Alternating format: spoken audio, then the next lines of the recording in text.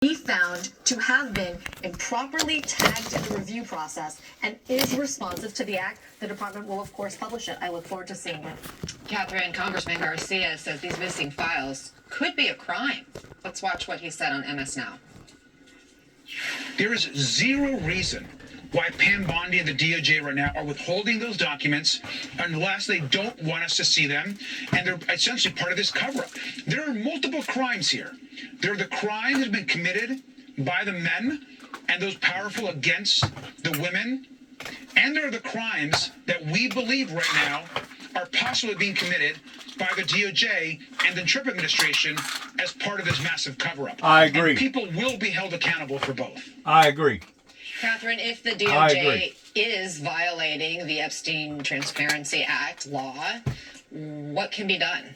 Well, I looked at that act, which is only 2 pages long, and what's missing is a penalty section. Failure to comply with this act will result in X. That's not there. That doesn't mean that, first of all, which prosecutor is going to prosecute the current DOJ?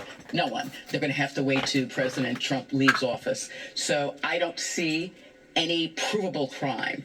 Now, clearly, the DOJ is playing fast and loose because there's no basis to withhold witness statements, clearly redact her name, but the only reason, particularly if they involve President Trump, is his reputation, and that is clearly a prohibited grounds for withholding a document. I should know we did see the chairman, James Comer, the Republican on the Oversight Committee, who is at the top. He just walked in, so we anticipate, again, this deposition to get underway with Hillary Clinton within the hour.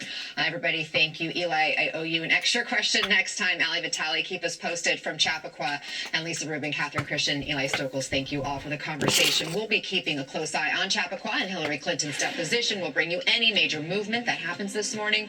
Plus, Kilmar Abrego Garcia alleging vindictive prosecution by the Trump DOJ.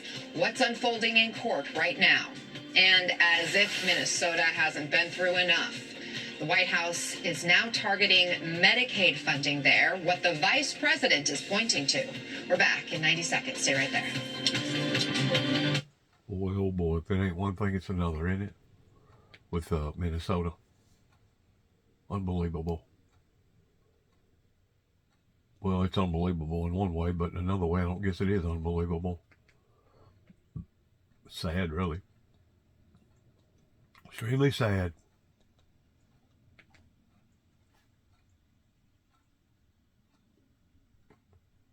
Due to CDL mills and CDL schools and no oversight over training and way too low of a bar to get in our industry in the first place. These are things that's been going on for decades. And finally, I guess the chickens have come home to roost. Yeah, and our own Carolyn Ryan, Mike, caught up with Transportation Secretary Sean Duffy this morning, sharing his thoughts on what this administration is doing to keep illegal aliens from getting their hands on CDLs. Watch. We've seen Joe Biden allow in 12, 15, 20 million people into the country over that 4 years. And now a lot of them have gone out and gotten commercial driver's licenses. So when they went to a sham school, they got a sham license, they're not qualified. These are 80,000-pound big rigs, and they've hit the road. And now we see, because they don't know how to drive, they're actually killing Americans on these roads. So we are clamping down on the fake schools and the fake licenses. Mike, how refreshing is it to now hear someone from this administration talk about these real-life problems in terms of even not just injuries, but resulting in deaths as well? Thank you for having me on your show. Yeah, this delay law is about safety and accountability. You know, the core idea is to prohibit any U.S. state from issuing CDLs to individuals without legal immigration status. You know, there's a serious safety crisis on American roads, and pretending it isn't happening no longer is not an option. The trucking industry runs on trust, and from a safety standpoint, this kind of enforcement matters, and I do support it. Think about it. Every morning, we put our kids on school buses. Millions of commuters head to work in their cars. Millions of families will be traveling for the holidays, and they put the trust. The professional driving an 80,000-pound truck around them can read signs, understand safety commands, and react in an emergency. You know, this isn't about who someone is or where someone is from. It's about whether they're qualified to safely operate heavy equipment on public roads. We never let an unlicensed pilot fly a plane. An 80,000-pound truck deserves the same level of scrutiny. Yeah, I don't want folks to think that this is just the sham schools. People were able to actually go to states like California and get a legal license, and it just had a note on there, not for federal identification purposes, but you could legally get it, not speak English, not be able to read the road sign, and that's happened, and they have killed people in the process. But let's go back to the Delilah law in particular. Indiana Republican Senator Jim Banks made these remarks on the Senate floor yesterday about some added provisions to the proposed law. Listen. The Delilah law not only bars states from giving CDLs to illegal immigrants, but it also revokes all trucking licenses that are currently issued to illegals and mandates that the CDL knowledge and skills test are only given in English. This is common sense. This will be a common sense law. And I hope that we will get a chance to vote on it in the Senate very soon. Common sense. So I'm not sure how much, credibility that holds anymore. Louis, do you think that this is going to get the support from Democrats? I think some. I think there's some Democrats who do support this and understand this. Unfortunately, what's happening and what we continue to hear, and I just heard this even in our state house in Missouri the other day, this has become, some folks want to roll this as an immigration issue or anti-immigration or against foreign folks. That's so far from the truth. It baffles me that people really question why we need people to understand and be able to speak and read English to drive an 80,000-pound vehicle. Truckers haul everything from toilet paper to bombs and everything in between. And God forbid, when there's an issue or an accident or something, you need to be able to poisons, gas, whatever. Immediately tell them what you're hauling. If you have hazardous chemicals on, there could be, toxic fumes out there that you need to get people away from. These are things where the driver needs to be able to communicate. Not to mention read electronic road boards. As we know, there's been a huge move in the last 10 years to where so many messages are put out there on electronic signs along the highway. You need to know these things. I know of a case in Missouri a couple years ago. They were closing down a lane and the driver never could read the signs and he plowed right into traffic and killed a couple folks. So this is just common sense, and and as my colleague beside me said, this has nothing to do with where you're from, what you look like, or anything. This is totally about highway safety. And again, I can't stress enough, we've got to raise the standards, and that's what Secretary Duffy and President Trump is trying to do in our industry. Yep. We let them get way too low in the first place, not only for foreign folks, but for domestic folks as well. Exactly. Well, keep following that. Thank you so much. You would assume the states would be able to get this done itself, but again, needing the federal government to do so, this should be unanimous. Mike Kaczorski, Louis Pugh, thank you very much. We do appreciate that. Thank you. Anytime. As we head to break, another live look here in Chappaqua, New York. Former Secretary of State Hillary Clinton is set to sit for a deposition as part of an ongoing investigation into alleged ties with convicted sex offender Jeffrey Epstein. Full coverage straight ahead. Plus, the U.S. and Iran meeting right now, another round of negotiations, and we've heard some positive things coming out from the Iranian foreign minister. This is Congress is weighing whether it should have the authority to take military action, prove military action against Iran. A live report from the Capitol ahead. Whenever it comes to safety issues, you got a lot of people coming to America that got lucky, whatever, they was with the right crowd, they got some money in their pocket, and some of them had never driven a vehicle in their entire lives. All of a sudden they come over here, they do some study, and they find out a little bit about the English, they take a test, and they're out there on the highways.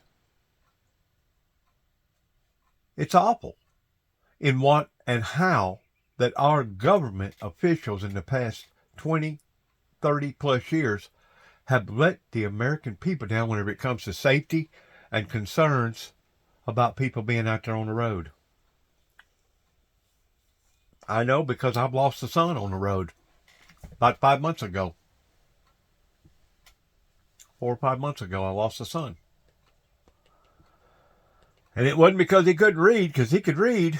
I still have yet to get the test back from Oklahoma State Patrol. I was told that they would probably be lagging on letting me have the information based upon whatever's going on right now with the insurance companies. I don't know. I know it's not